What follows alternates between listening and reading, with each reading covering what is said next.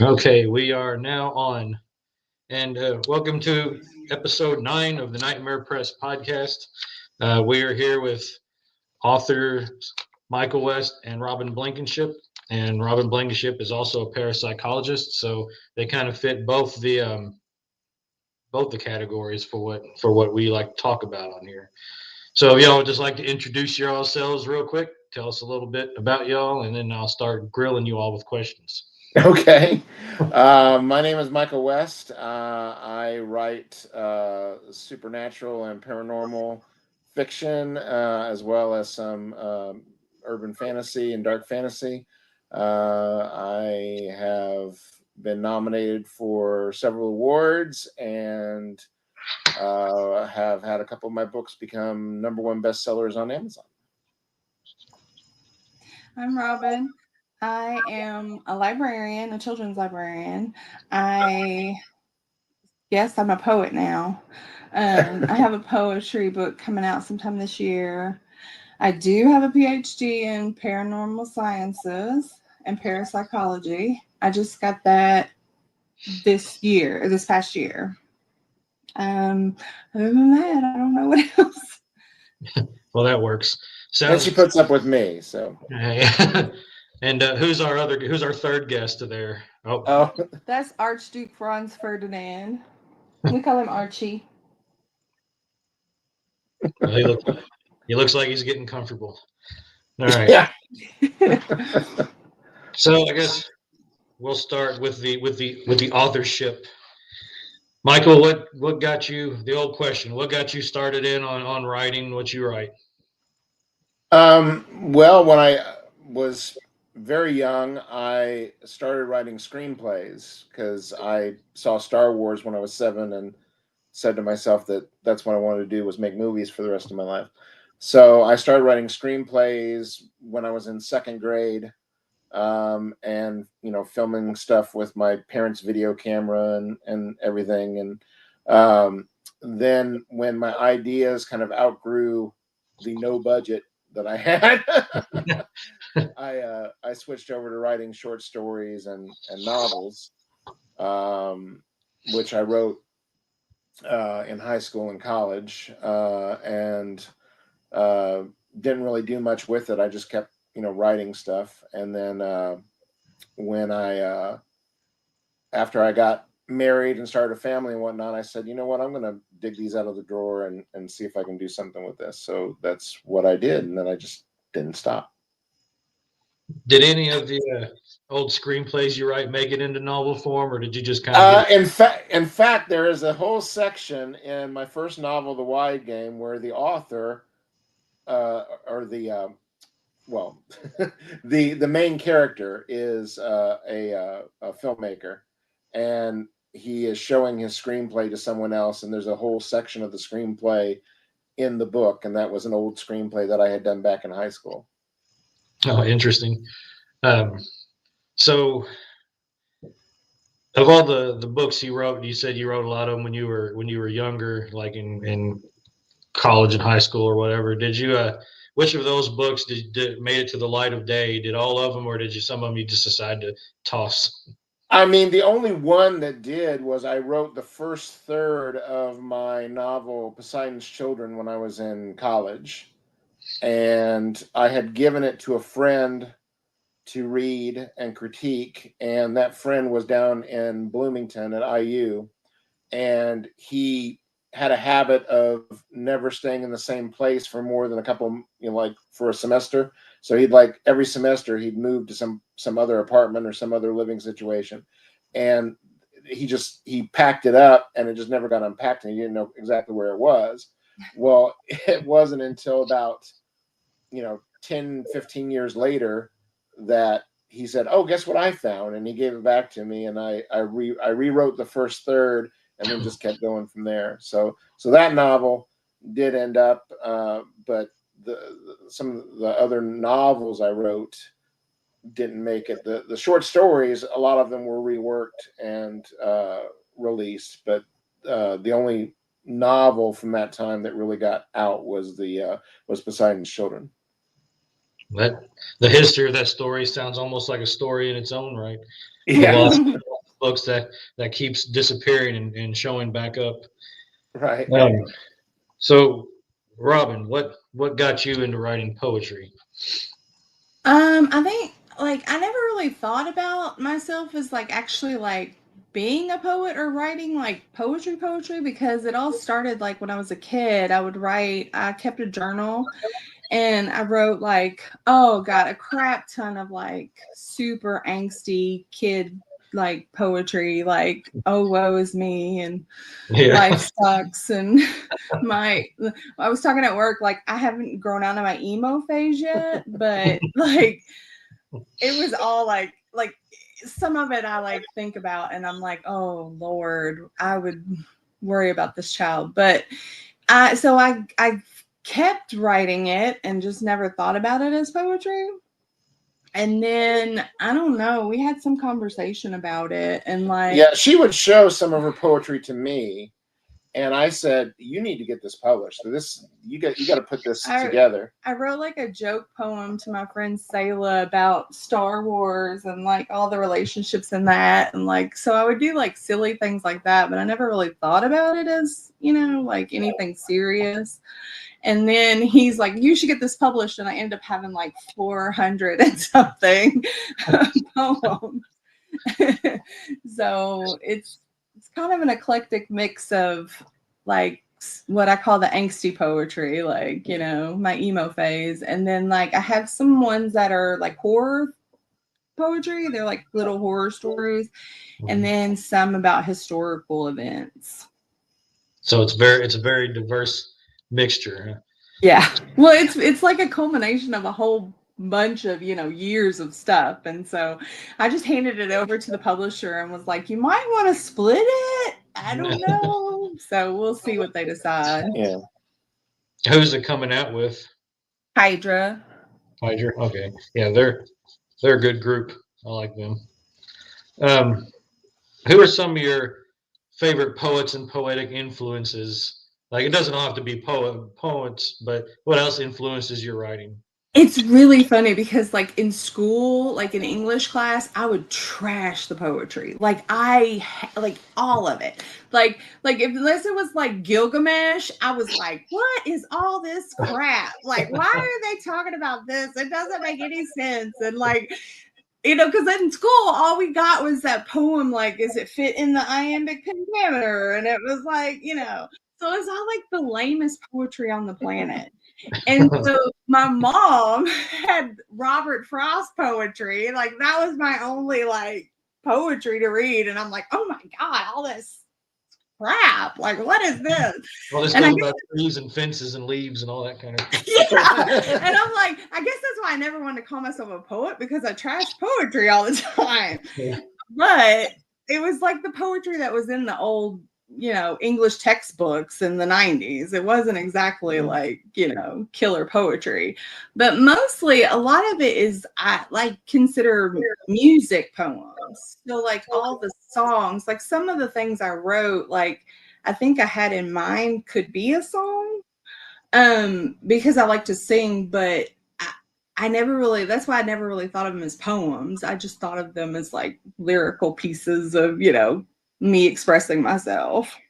Yeah, when I was younger, and I wrote what I guess could be called poetry. I always called it lyrics because I was more influenced by songwriters and lyricists. Yeah. The first poet that actually influenced me, as cliche as it is, was Edgar Allan Poe. And Right. Yeah. still to this day, I still like him. But yeah, some of that, like I respect obviously Robert Frost and all them did, but I couldn't get into a lot of it. I like the epic poetry, like the really old stuff, like the Odyssey. Yeah.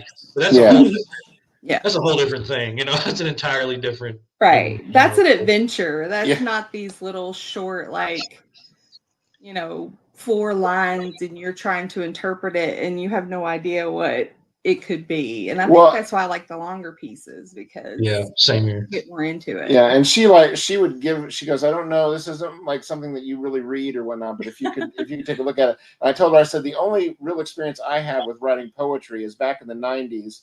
I was part of the UPN Bronze for Buffy, the chat group, and I would write Buffy poetry. And that was really the only experience I had with poetry. I do a couple of poems that like I'm talking to my friend Sayla. They're like kind of like fanfic poetry.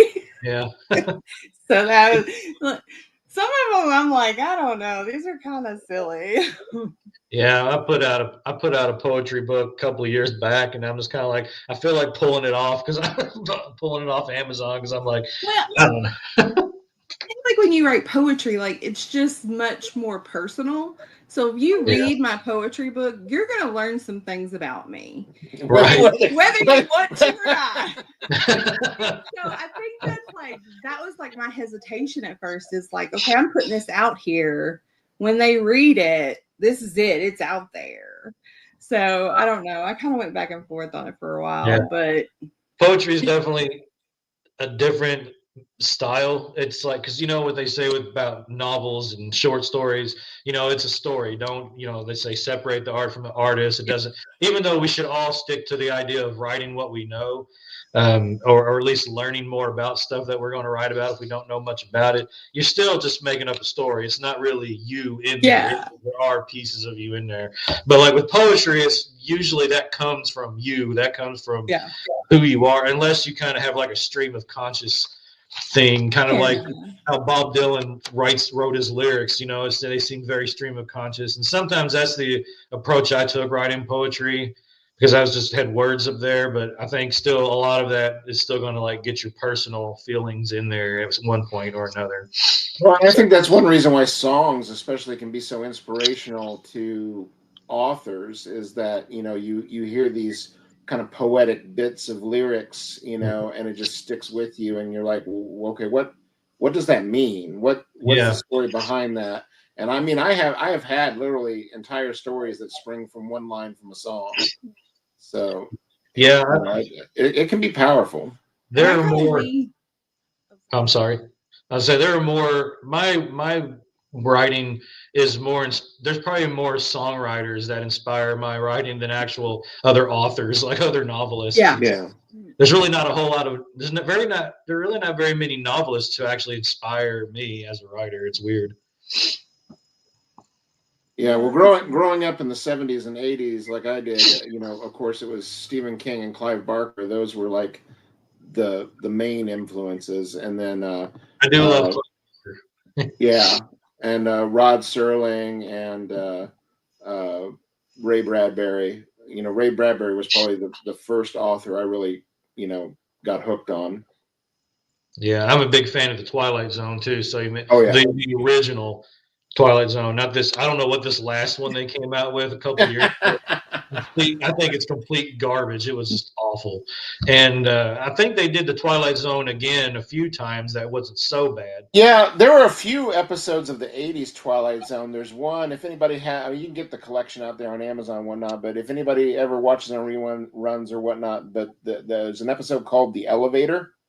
Oh, yeah. That stars Stephen Jeffries from Fright Night. Yeah, I remember that one. And that freaked me out when I saw it the first time. That was like, I was like, oh no. See, I'd forgotten that was Twilight Zone. There were so many great anthology series from the 80s and even before that. But like, you had 80s, 90s Tales from the Dark Side, Monster, Hitcher, The Hitchhiker or whatever. Amazing Stories. And then Freddy's they brought back Alfred Hitchcock. Hitchcock. Yeah. Oh yeah, well that's probably my favorite filmmaker. I think that's another thing. Like, there's more filmmakers with their style, like the way they tell stories with their styles. That inspire my own approach to storytelling as well, more than a lot of other authors. It's strange. Oh yeah. I mean, I'm a huge John Carpenter fan, and the Fog, and like early John Carpenter, like The Fog and Halloween, and Halloween, of course. And especially like The Thing, and they're some of my go-tos for inspiration. And then I think In the Mouth of Madness is probably the best Lovecraftian film not based on anything Lovecraft. Yeah. Yeah, and then and when you really pay attention, like when you're a film nerd, like probably obviously you are, I can see your background, and I'm the same way. So I just haven't kept up with a lot of films years, but I always had this thing for like following the filmmakers and their styles. And when you get used to certain filmmakers and their styles, you understand their approach to storytelling, and you can really, I find that you can really try, at least that influences influences me to take that approach with, like I like David Lynch. He was one of the biggest ones to inspire me. And I like the way everything's so surreal and absurdist and kind of like it's the equivalent of literary nonsense in a way, but there's always a meaning there.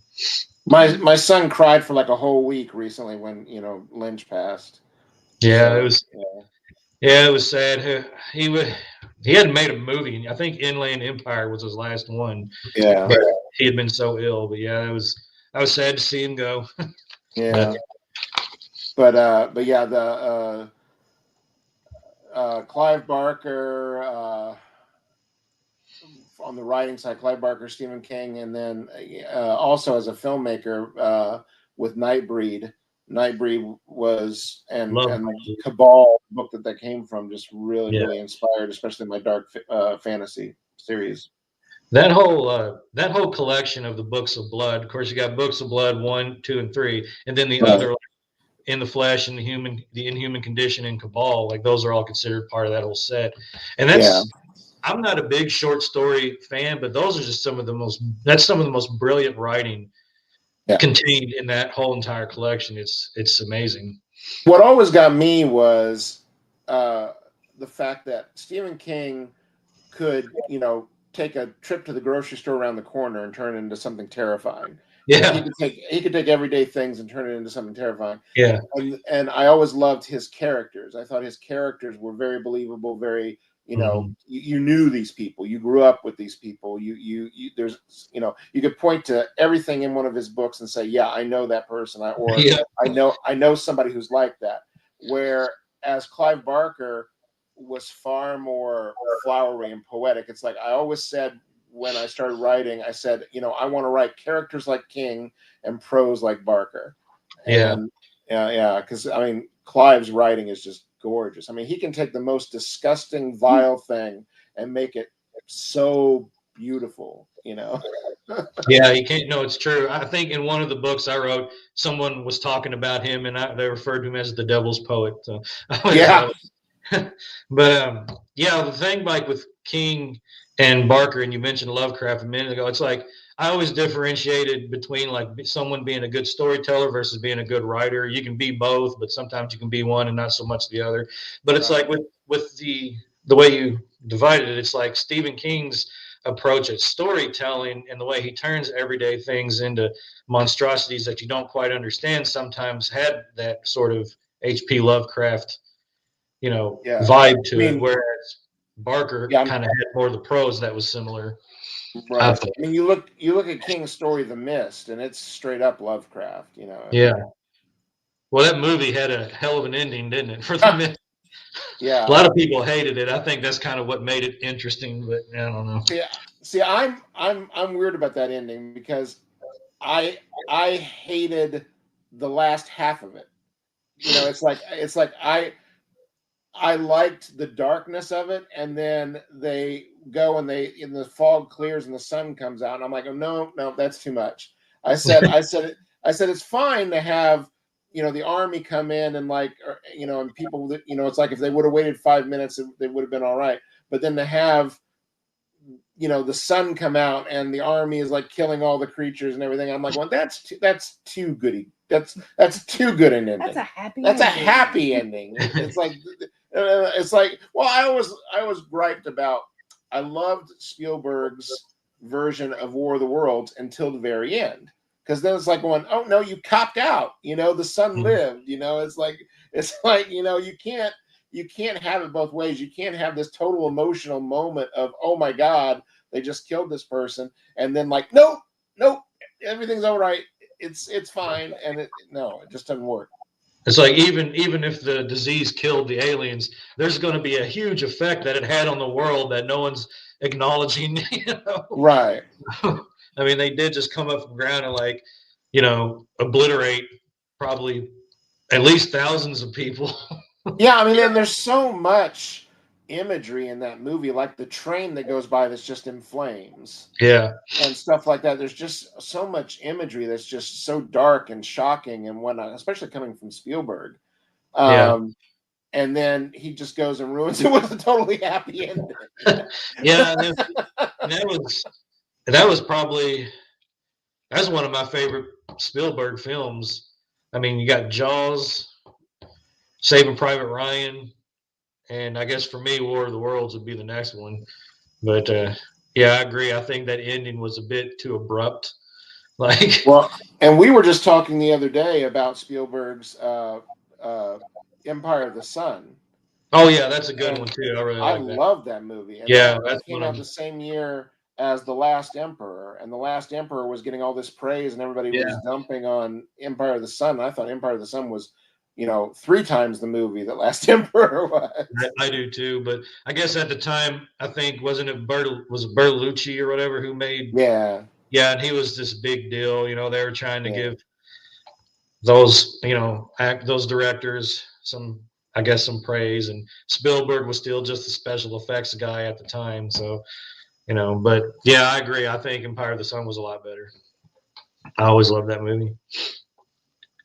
So I want to talk a little bit about parapsychology and the paranormal stuff that Robin got into. So what brought about your interest in the paranormal?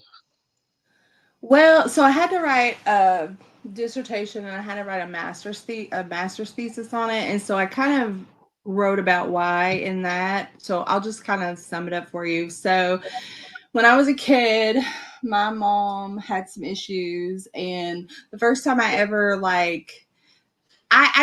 so my house growing up used to be a funeral parlor. So the very, very first time I saw anything that I could not explain was I looked down on the side of my bed and there were army boots standing there. And I told my mom about it and she goes, well, there was a soldier's funeral in your room. And I'm like, oh, okay, cool. Thanks for letting me know. And so it was just kind of like all my life I've just kind of seen and heard and, felt different things. But the big one was my mom had some alcohol and drug abuse problems, and I didn't know, but she had overdosed in the other room. And I come around the corner and there's this kind of glowing, I described it as an angel because that's what I thought it was when I was a kid, but I don't know what it was. And it basically told me I needed to go find my mom. And so that was kind of the biggest one. My grandmother one time showed up after she passed and saved me from cutting my finger off. And there's just tons of little stories like that I don't know, everybody tells you to be rational and not lean into that stuff, and it's all make believe and all that. And I just had too many instances where I couldn't explain things and I couldn't get past them, and I needed to lean into it and kind of try to understand it myself. When I was a kid, I used to I would dream, I dreamed I had a dream that my grandfather passed away. I got up that morning, told my mom that, and she got so mad at me, and then he died that day. And so I just kind of, I wanted to explore that side of things because, a lot of times, in this world, people want you to kind of tamp that down and kind of call me crazy. But so it Yeah. was just kind of a way for me to figure some stuff out and be amongst people that wouldn't call me crazy. Well, we get that. Jenny and I certainly understand that. Yeah. Yeah, that it's like I'm the type of person. I guess I could be considered an open-minded skeptic because I want to be skeptical about a lot of that stuff, but at the same time, that on my own and with Jenny, we have experienced some very hard to explain things, and other incidences. I'm like we can explain it, but I find that obviously I don't know nearly as much about parapsychology as you do. But I've always kind of found that parapsychology is like that middle ground, where it's like you're kind of like, yeah, there's stuff we don't understand, but it doesn't necessarily mean it's all this ghostliness, but some of it could be, kind of thing. I know they're real big on, like, if I'm not mistaken, parapsychology is real big on like human energy and thinking like a lot of that can cause this Yeah. stuff. Yeah, we did like I did the Reiki stuff, like I learned all about that and chakras, and I have like certificates out the wazoo to teach stuff like that. But yeah, it was a whole mix of things. It wasn't just, it was definitely like, so my undergrad degree from a traditional college is human services, and I felt like I got more human like stuff from, you know, my parapsychology stuff than I ever got from, you know, this safe rational degree that I got.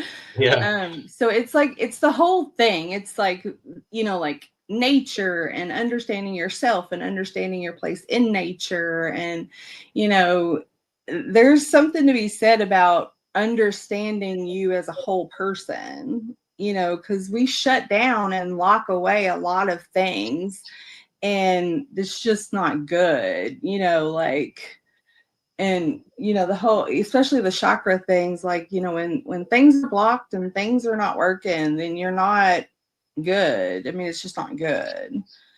And so it was kind of, I don't know, it's I love learning. I love going to school. I mean, I'll just be honest, I have, you know, 2 masters now, and um but I love learning things that I've wondered about, you know, like I've thought about, I've seen, or I've heard, and then all of a sudden there's some tangible, you know, exploration, and there's other people that have seen it or heard it. And so it made it much more, you know, the whole person experience than I've ever had in any other learning situation.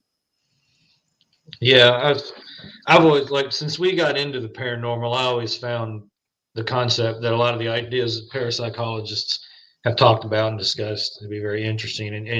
And you're right, it's about, you know, being complete within yourself, your own energy. I mean, you got to think, if psychology exists, why wouldn't parapsychology be viable? Because I mean, we don't even fully understand what our emotions are all about. So if people can shut down their emotions without understanding why, then who's to say that there's not some sort of connect that we have to spiritual energies that can shut down or go haywire? I mean, it's strange when you have people who can point at some place and be like, I feel like there's a ghost over there or there's a story there, and then you find out there is, like you see in the army boots on the floor.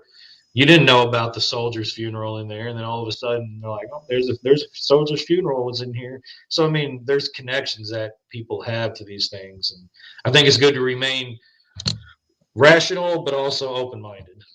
And that's the thing about me. Like, I am a very realist person. I have lived my entire life with like as much ups and downs and as drama as you can imagine. And so I always take everything with a healthy dose of skepticism. Like, I know that there are phonies out there. I know that there are things that people can fake and do that kind of thing. But for some reason, I've just always believed more than most people, I guess.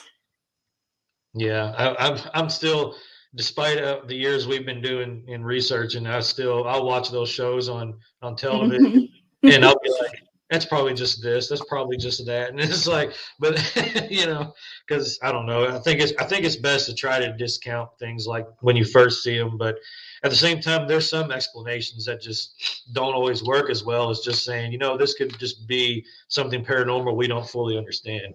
You know, like explanations like mass hysteria. I don't believe in that. I think it's nonsense. You know, like the Mothman, like mass hysteria. No, I don't think so. Yeah, no, I know. Yeah. Well, I'm I not, mean, I think that, like, if you there are probably more people out there looking for the Mothman than there would yeah, be but you're right. I don't believe in the whole mess. I mean, the reason why getting back to what you're saying about those ghost hunting shows is like, that's the main reason I wanted to write my novel, Cinema of Shadows, was because I loved the scientific aspect of the ghost hunting and the ghost investigations. And I wanted to, I wanted to take the science of ghost investigation and actually put somebody in the Amityville house or the Poltergeist house or whatnot, and actually have them come in contact with a real, demonic entity, and see what, how the science would interact with that. And I was really pleased that, there's a lot of ghost investigators who read that book and contact me and say, you got the science right. You did. That's probably about the best representation of the science I've seen. And I was like, yes, that's what I was going for. Yeah. Yeah, it's well good. It's like they say, like I said earlier, write what you know and then know a little bit more about it before you write it if you can, I guess. Yeah. So yeah, and have you ever thought, Robin, about possibly writing an autobiography of sorts about your paranormal experiences? I thought about it, and like some of the poetry kind of touches on it. I guess, like if you read it, you might interpret it a different way, but some of it is in there. And like I've had people ask me just because they know my like history and ask me to write an autobiography about it. Um, but I've thought about it, but then I think like who's gonna want to be hear about my life? Yeah. But I mean, like someday I might sit down and write it all out. Snippets pop up here and there, but I've never really written it except my dissertation and my master's paper. I hadn't really written like a timeline of it.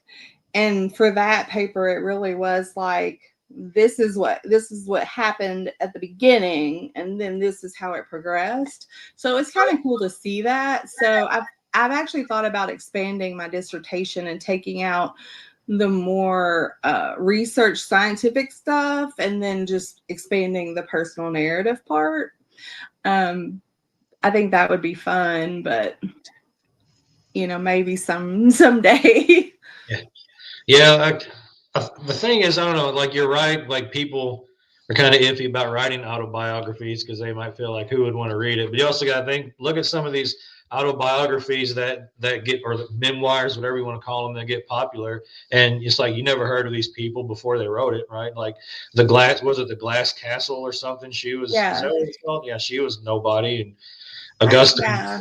Augustine Burroughs. I mean, so. And I But love reading memoirs. Like it's one of my favorite genres, especially graphic novel memoirs. yeah. And so I sit there and say that, and then I read memoirs about people that are so obscure that, And just whatever. average everyday people, right? They're just something interesting happened and they wrote it On top down. of that, people are so interested in the paranormal. I know that, Jenny has her autobiography just based on her paranormal stuff, and people are always really interested in it. We bring it to a table, and it's one that sells the quickest just because everybody likes all that paranormal. I mean, Yeah, it would be fun to expand it. I'd have to sit down and really put it together because my life has been mass chaos anyway, so I would have to work through it.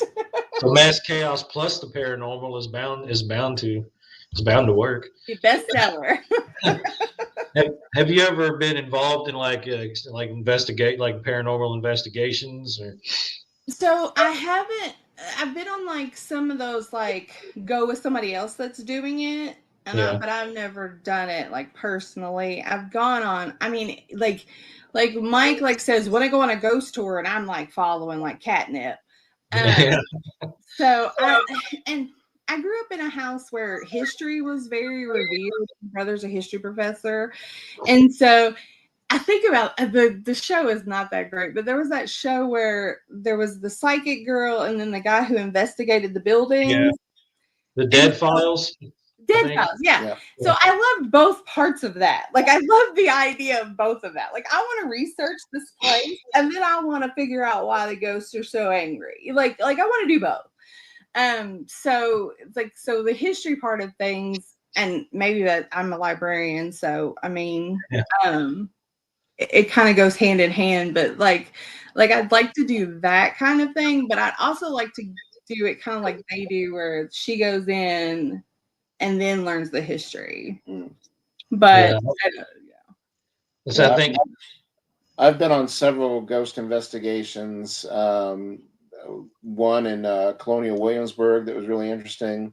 The most interesting one was when I was writing Cinema of Shadows. We had an investigation of the old wood carvers building in Converse, Indiana. And that was probably, I would go on investigations with my son to these supposedly haunted houses like the Hannah House here in Indianapolis and whatnot. Yeah. And I never feel anything. It's cool to like you were saying, learn the history and whatnot, but I never really feel anything. But in that wood carvers building, I swear to you, I never felt alone in any room in that place. There was always this feeling that I was being watched or that somebody was there. And we had an experience where we were in this closet and there was no draft in the closet. It wasn't near a window or a door or whatnot. And I would ask the presence questions. And not only did I get a spike on my meters in response to the question, but there was a light bulb hanging down on a cord. And that light bulb would start to pendulum. And there was no breeze, there was no nothing, but it was moving. And it was the freakiest thing I've ever experienced in my life. Yeah, that would be pretty freaky. I was gonna say as a novelist though, the history is probably really interests you as well as someone who likes to write. Like, do you ever get really digging into that?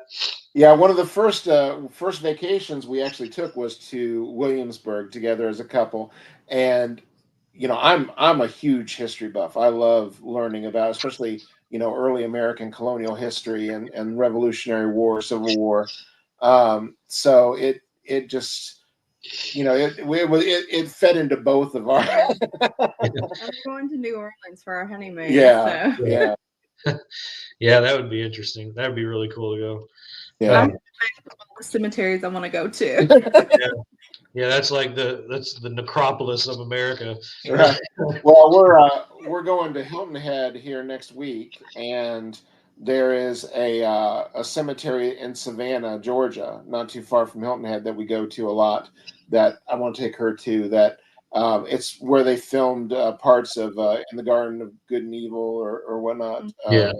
And it has there's some really interesting monuments and mausoleums. We went out of our way on a road trip to go to a cemetery to look at these monuments that this person had built statues. Statues of himself and his whole family as they died. He would build this big, like 6-foot statue of each of them. Oh, wow. And so I'd wanted to go forever, and we happened to be like sort of close. Yeah. So it's like, hey, how about going here? Yeah, it's like those road trips family road trips you hear about. It's like, well, hey, let's go see the world's largest ball of yarn. Yeah. For us, it's like, oh, there's a cemetery. Let's go. Yeah, we do the same thing. Anytime we would be going like to a book signing out of in a different city or state, or going to a paranormal investigation place or whatever, we'd always stop at a graveyard if we saw one and just take pictures or pull out the meters or do something. It's always interesting. But yeah, I was always found. Have you ever, like, in the course of hearing about these ghost stories and the histories, has it ever inspired you to write stories about them? Because I find myself incredibly inspired by like reading about certain haunts in Kentucky or Indiana, and then like I want to write a book about this. Yeah, I wrote a story for the anthology Legends of the Mountain State 2, I think is the one I'm in, and basically everyone was, there were all these legends, local legends and ghost stories, and they're like, find the one that speaks to you and write the story about it. And I wrote a story called Flowers in Winter about something that happened in I think it's Lewisburg, West Virginia. But yeah, often you hear like these local legends and whatnot, like whether it's the Mothman or somebody died in this house and they see him, at the top of the stairs or whatnot. You hear all these stories and you're like going, I would love to write a story around that. And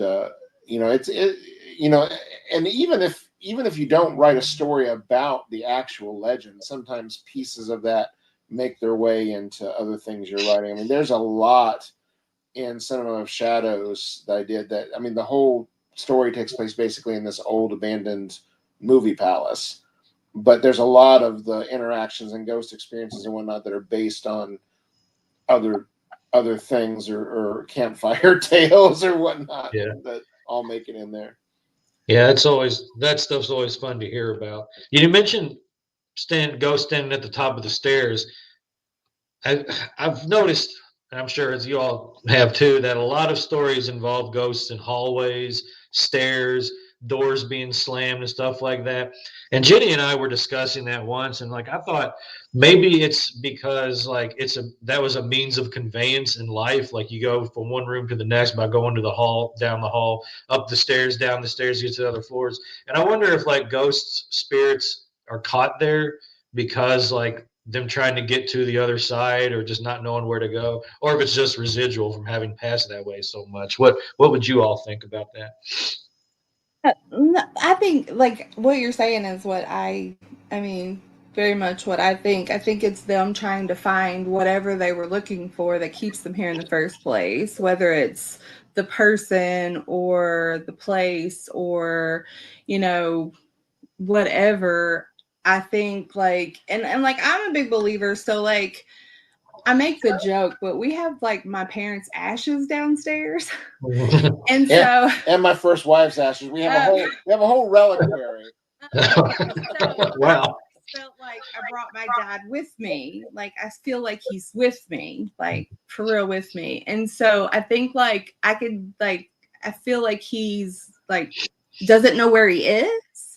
So then he ends up wandering the places that are what I consider like the common areas where he might run into somebody. Well, and she did an amazing dissertation for her doctorate on the difference between intelligent and residual hauntings, and that topic's one that is always fascinating me too, just because the residual haunting is basically like somebody like a tape stuck in a loop.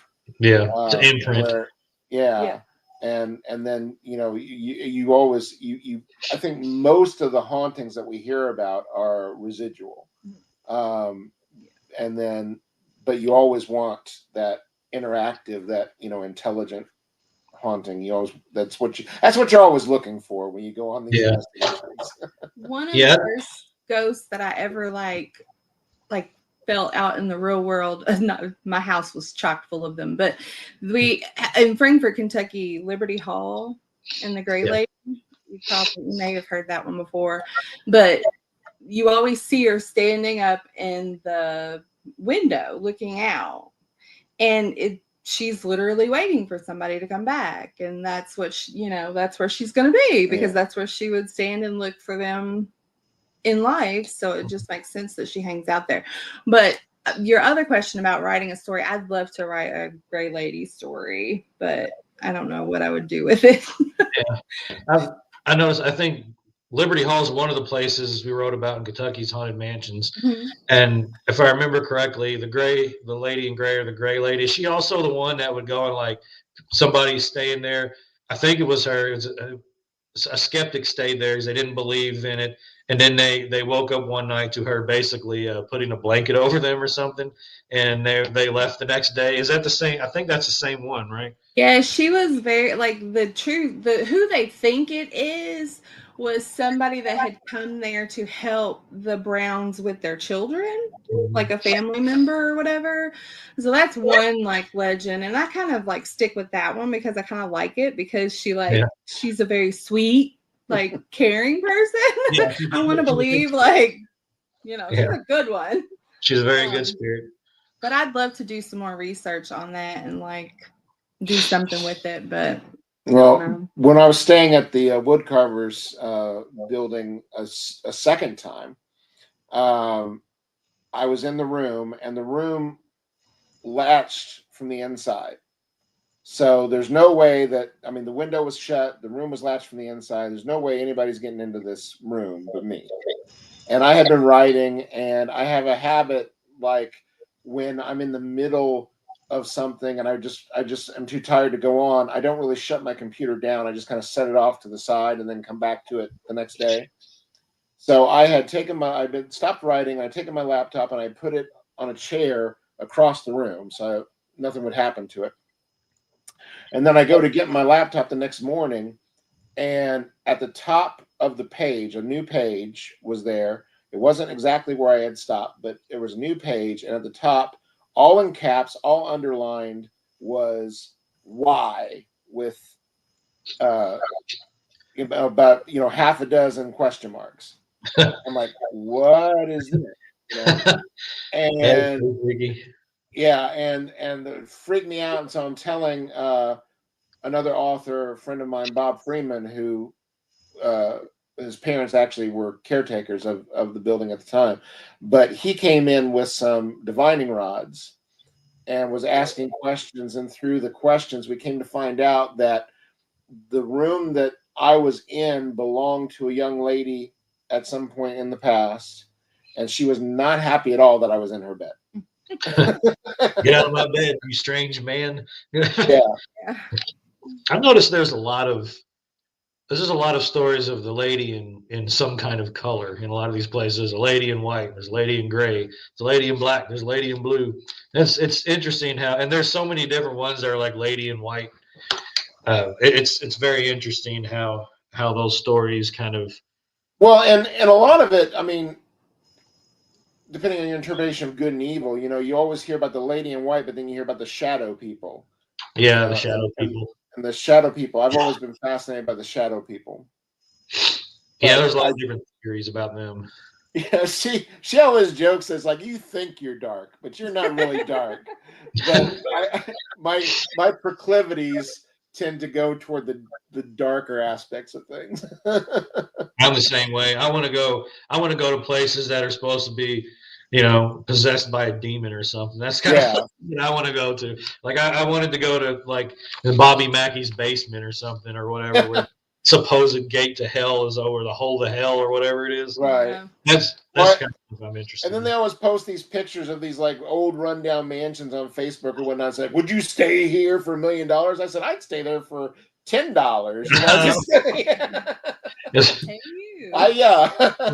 Yeah. Although I don't like hot weather, so I might not stay in there if it was summer. Right. Even though I'm attracted to the demons, even though they live in a very hot place, but but something about the intelligent haunts, that's always an interest, like the residual versus intelligent. I've always found that interesting as well. And I'm like you all, I think most of it's residual, what we deal with. It's hard. And then the intelligent haunts are the ones that are hard to believe in, right? And I think in my lifetime, as far as like haunts, I think I've only experienced anything that could have possibly been intelligent. Only like once. But what about you all? Have y'all ever experienced anything that seemed possibly intelligent?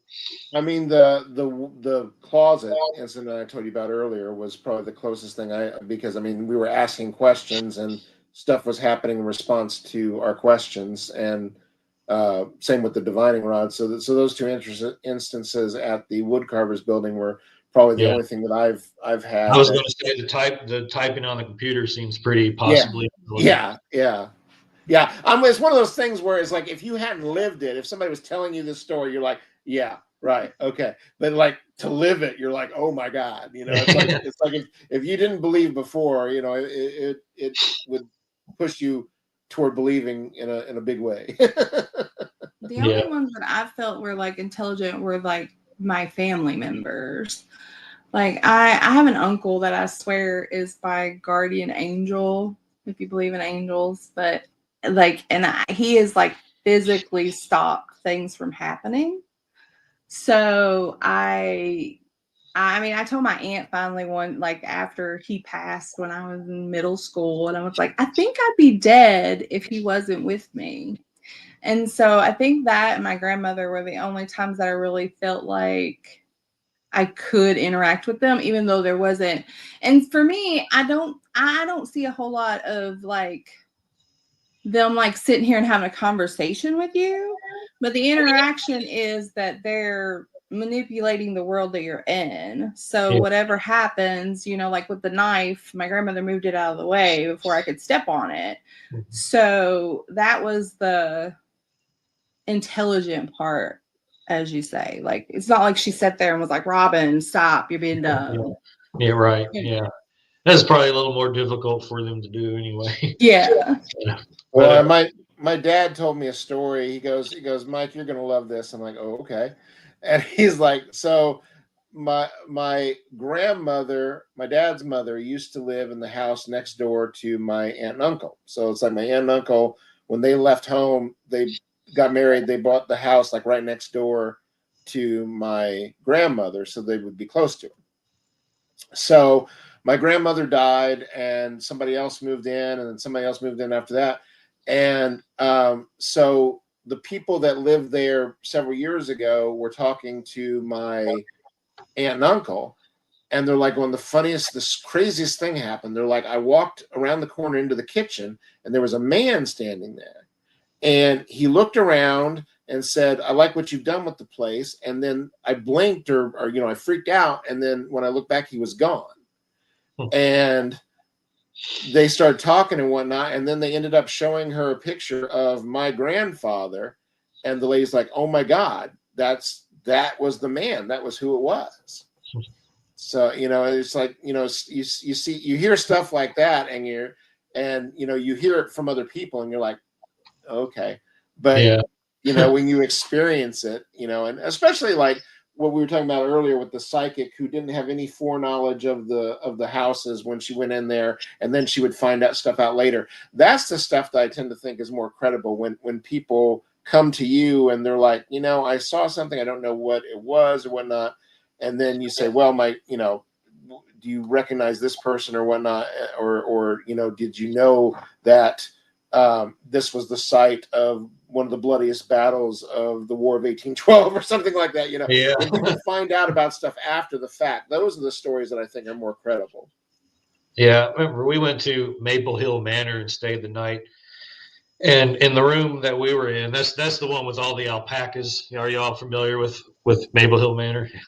We stayed there because that was in the Kentucky's Haunted Mansion books. And when we were in the room, Jenny was like over towards where like the bathroom was. She was like, I feel like there were dead bodies or something in here and something. And went down there and talked to the innkeeper, and she was like, oh yeah, that bathroom wasn't always there. That room, they used it as a makeshift, triage kind of hospital type deal during the Civil War or something. So yeah, it's like that when people pick up on stuff like that, it's very hard to ignore that there's not some kind of ability that some people possess. Yeah.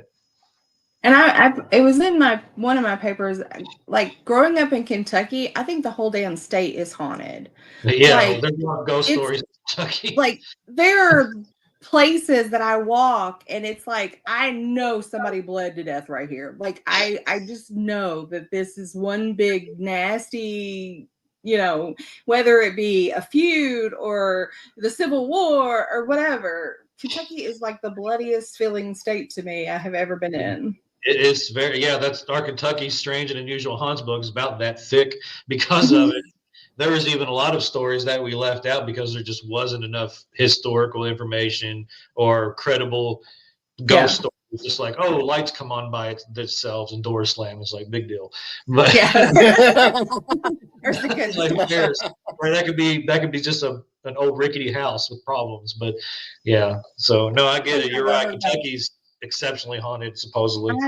That's one thing I love about Kentucky because it's like a friend of mine pointed out like how old it is because she's from Michigan and everything's new compared to Kentucky.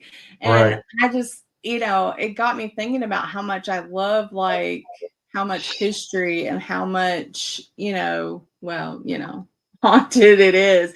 And Yeah. I worked for the Kentucky State Archives, and I just loved going through all that history. It was just, I don't know, I just loved it. It is very historical state, very interesting. So before we close out here, I ask y'all what is next for you guys. Michael, you working on something? Robin, you got your poetry book coming out. Anything else going on?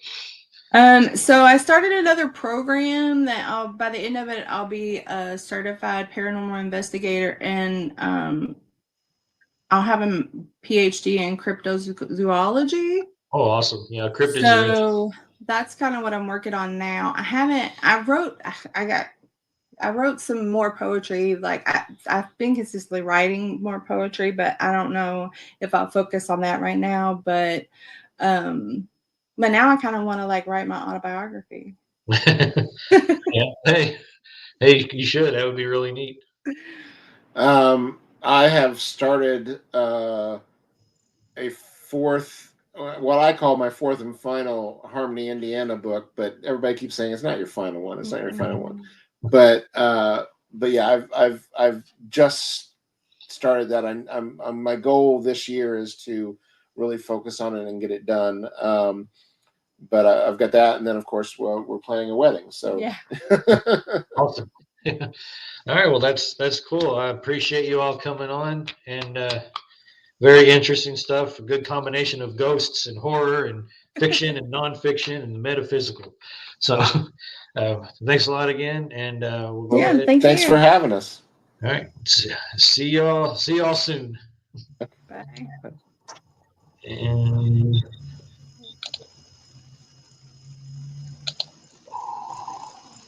hold on.